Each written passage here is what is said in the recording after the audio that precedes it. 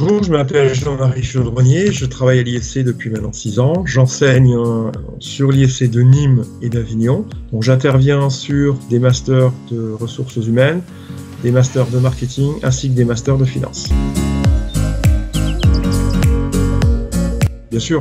Et là où je me pose des questions, c'est sur les concepts très complexes qui nécessitent vraiment des explications. Je vous cache pas, exemple, le programme de finance, j'ai dû l'adapter. Et il y a certaines notions que je vais voir peut-être un peu plus tard. Les faire en visio, les faire à distance, ça me paraît très difficile pour s'assurer que les étudiants l'ont bien assimilé. Mais c'est vrai que ça a un côté sympathique, effectivement, de travailler différemment. D'ailleurs, la première semaine, c'est moi qui ai assuré la formation à la plateforme de tous mes collègues de Nîmes. Donc voilà la plateforme que j'utilise avec l'ensemble des cours que je peux avoir. Moi, j'utilise cette plateforme depuis quelques années sur la section internationale. Il faut concevoir les choses différemment parce que sur une promo de 5, 10, ça va, mais sur une promo plus importante, je peux pas avoir 20 visages en face de moi. C'est quasiment impossible. Donc, je n'ai pas le visage de l'étudiant qui exprime quelque chose, une incompréhension, un agacement, sur lequel je vais pouvoir réagir et pouvoir dire « Bon, il faut que je revoie les choses, il faut que je les explique différemment. » Donc, je suis obligé de concevoir des exercices, des petits quiz, des petits questionnaires pour veiller à ce que je puisse contrôler que les étudiants ont assimilé ce qui était nécessaire d'assimiler. Ça nécessite de travailler complètement différemment. Moi, je m'oblige à faire un contrôle à chaque séance. C'est notre façon de faire, c'est-à-dire que les étudiants, ils vont pratiquer des choses, on va être sûr qu'ils ont travaillé les compétences.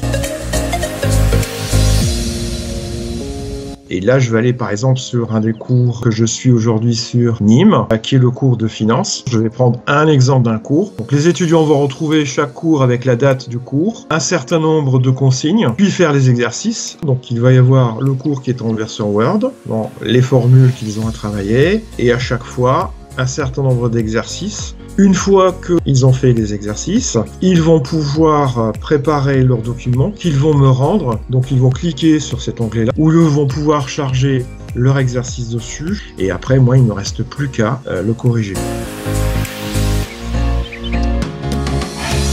Alors, le gros point positif, c'est qu'à distance, les étudiants seront beaucoup plus concentrés. Moi, j'apprécie bien la formation à distance. La seule chose, je dirais, c'est qu'effectivement, ça m'a obligé à reconcevoir beaucoup de mes cours. Alors c'est pas mal parce que dans un certain nombre de choses, ça nous oblige à remettre en cause, mais ça demande beaucoup de travail après. On a deux types d'étudiants. Si je prends les étudiants qui sont en Master 1, qui n'ont pas une grosse échéance à la fin de l'année, eux le prennent de manière un peu plus détendue.